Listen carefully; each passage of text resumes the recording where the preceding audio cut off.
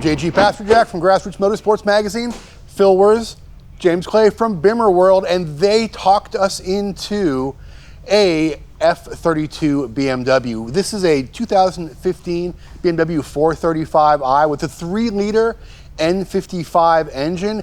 And a few months ago, we had no intention of doing this as our next project car, but they made such a strong case to us that we could not resist. So we're here at BimmerWorld today to do a few things on the car and to find out what we've gotten ourselves into and to help you if you want to buy one of these things. So make the case again for me and for the audience. James, why is this generation of BMW, this F3 series BMW, why is it such a powerful argument right now? So I love this car because it's not BMW's first turbo car, which was an amazing engine, the N54 engine, but it's the next evolution of that. They solved some problems. And then one of the magical things about it is the transmission is now that ZF 8-speed, and you're seeing that ZF everywhere. All manufacturers are using that thing. It's an amazing transmission. Forget what you know about automatic transmissions. This is not that. This is, it is a road car part, so it's not light like a sequential transmission, but when you ask it to shift, it shifts, and it's flappy paddles. You paddle shift, same thing we're using in GT4 cars, which is a factory transmission, ZF 8-speed, and for our customers, it's evolutions, and we're now thinking about turbo cars, big power potential, and flappy paddles, because that's what we drive in the pro cars and that's what people like. Yeah, so let's talk about the customers. Phil, you guys have a sort of a built-in focus group here, being a BMW specific supplier. So what are you seeing your audience out there? Are they gravitating towards these cars now? Yeah, I think they're starting to. It's as the customers grow into newer modern cars, they want something a little bit more newer and modern. And there's the M cars, obviously, but this car is kind of the more everyman's car without that big M car price tag. So now you've got this paddle shifter, this pretty nice torquey engine. You got these turbo engines, this N55 that James has plenty of experience with from the M235IR days, that actually is fairly potent for what it is. So kind of get this combo of things that makes kind of an awesome car. Awesome. Okay, so they gave me some great advice when I went out shopping for one of these things, and hopefully I exercised at least most of it, but let's have that conversation again for you, the audience, and find out what to look for when you are shopping for an F3 BMW. So the first decision you have to make is, do you want a coupe or a sedan? Do you want a 4 Series, which is the F32 coupe like we have? There was actually a very specific reason we chose the F32 4 Series coupe. We'll get to that in a little bit. Or do you want a 3 Series? Do you want a 4-door with this same N55 engine? Option-wise, you can get them about the same way. For us, the big things where we wanted something with an M Sport package, which gets you a few performance options. We wanted something with the M Sport brake kit, which is a separate line item that puts even bigger brakes than the M Sport package. And we wanted something with the paddle shift on the steering wheel. Now, all those are buried in different option kits. So I'm gonna let James explain exactly what those option kits are, because the first time I wrote about it, I got it wrong because BMW is so arcane with their option talk. Well, they kind of start top line, and I didn't buy one of these new, so I didn't go through the selection process of all the options, but top line options, typically like a performance package or an executive package, or a technology package, which then include all these other little sub packages. So, but we're used car shopping. We don't have the luxury of picking all the little boxes we want. So, we kind of have to think about the things we do want. So, M Sport brakes, as you mentioned, those are the same brakes on the F8X cars. Same calibers of the F8X cars, yep. So that means you get a multi-piston front, larger diameter, a 2-piston rear, and it's a track-ready package. High-speed synchronization, that's a package. So high-speed synchronization, one of our guys fed that to me yesterday when we were prepping for this, is some of the options like raise the speed limiter, which we may not care about, but you can do that in software anyway. It's the flappy paddles, and it's at least an auxiliary cooler for the radiator to keep the temps down. Basically, that's the package that says, I'm going to push this thing harder than most people would push it. M Sport Appearance, which is a different package and probably a combo of one of these other things. M Sport Appearance package is that front bumper, which looks a little sportier, looks a little bit more like it's F3X. And it's actually functional. It has brake vents. It has a much bigger radiator opening. So it's a real thing. Absolutely.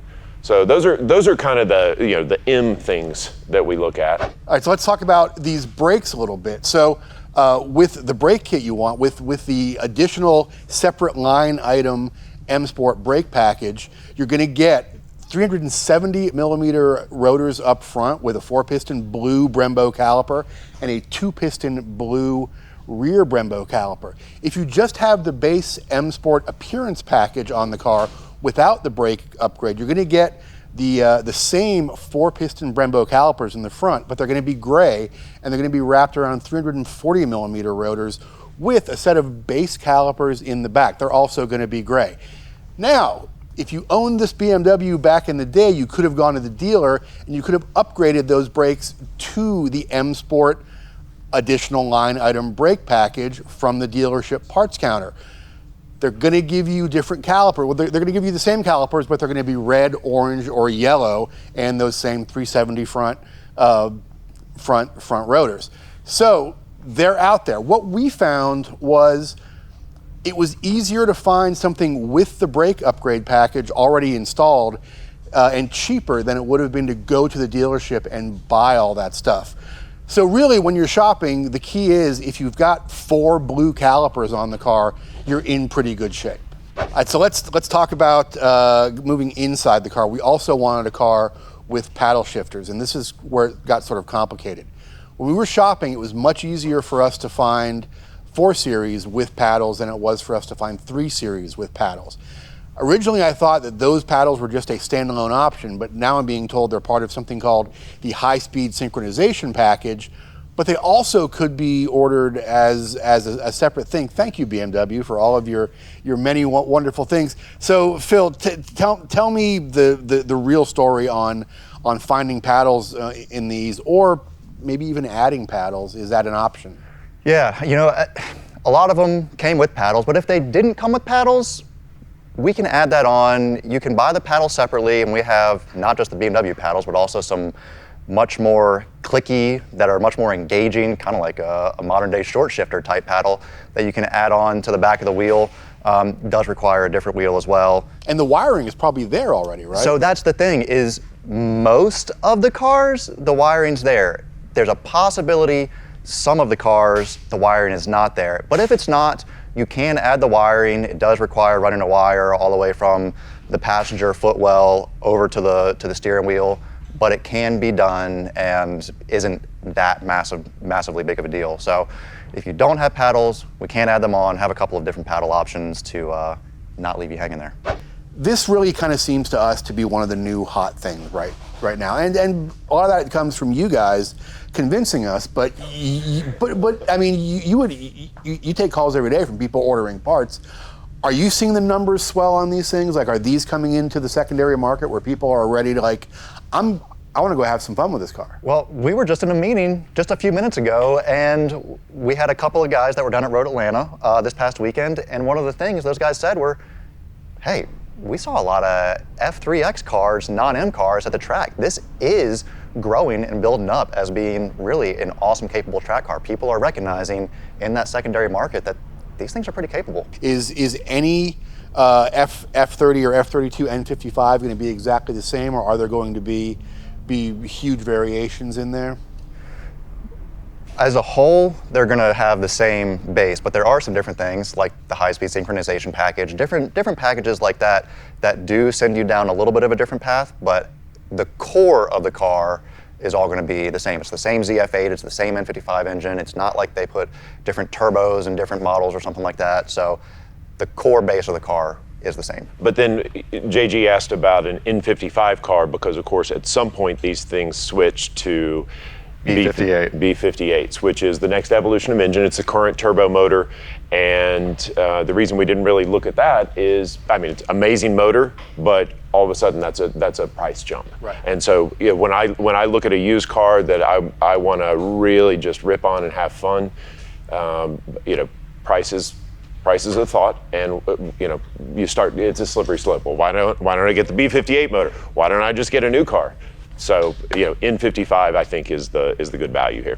One of the reasons these cars may have gotten a bad reputation reliability-wise is because every job or many of the jobs on these cars have a lot of sort of while you were in there things attached to them. And I think people who are maybe towards the end of their ownership cycle get burned out by some of those. They defer that maintenance. And I think most of what you're going to find as has been sort of brought into the zeitgeist as unreliability is actually deferred prior owner maintenance. So getting these things up to schedule on maintenance as soon as they're in your hands is probably pretty key. So what are some of the things you can pretty much rely on doing if you're buying a 70, 80, 90,000 mile used car? Yeah, there's a few things. He mentioned oil leaks. Oil filter housing gasket's a common one that starts to go out. Spark plugs, it's probably getting close time to do the spark plugs, especially if you're like you and want to tune it up a little bit. You're definitely want to do those plugs. Water pump, thermostat, things like that are probably near the life. It's an electric water pump on this car. And charge pipe is kind of a common nemesis on these things, where it's plastic and 10-year-old car, right? 10-year-old goes through a lot of heat changes, and that plastic just gets brittle after a certain amount of time, and it can break apart and then cause a boost leak. So won't cause any real damage, but it just puts it in limp mode. Modern car, sophisticated, gonna keep it safe. Gonna put it in limp mode, and we have solutions for that to also, future-proof that so that it doesn't happen again moving forward. Awesome. How about chassis-wise? Is there anything when I'm looking over a car? These are now getting to the age where if they were in a certain climate, there could be maybe some corrosion issues, some fading issues. Anything particularly sort of touchy that I should look at, body and interior wise, or if it was well cared for, it's going to be nice? Is it kind of that sort of thing? No specific spot that I would pinpoint necessarily, but rust is always a thing. I'm always going to look for any corrosion and rust, and if I can see it, I can tell you there's more hiding somewhere. Yeah, on rust, the canary is kind of open the hood and look at some of that hardware, and if it's corroded, this thing's been in the salt. And as a used car owner of this type of car, I'm going to undo and work on a lot of things. I'm going to twist a lot of bolts. If I have to fight every single one, I probably don't want to do that. And they are prolific enough out there in the used car market that you should just walk away. You don't have to go to the Northeast to buy a car where that's been driven in the winter for its life. All right, so bottom line here. This car, 70,000 miles, decent shape, 20 grand. Did we do okay? I'd say yes. Okay, good. Yeah, I mean, we bought one that's the same color, same spec, and paid about the same price. So okay.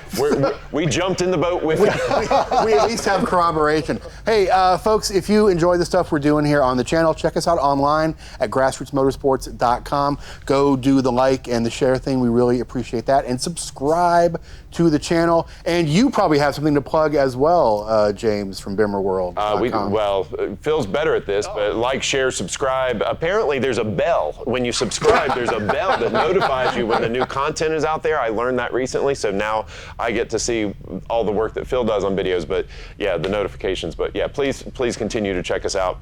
We are working hard on some cool stuff, and we're having fun doing it. And we appreciate these guys being part of, this is now, the 7th or 8th project we've done together, and it's fun to be back in a BMW, and we are waiting for a lot of you out there to join us behind the wheel of one of these things, because they're a blast.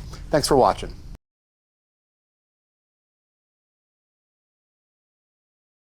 Want to see more content like this? Make sure to hit that subscribe button and like this video.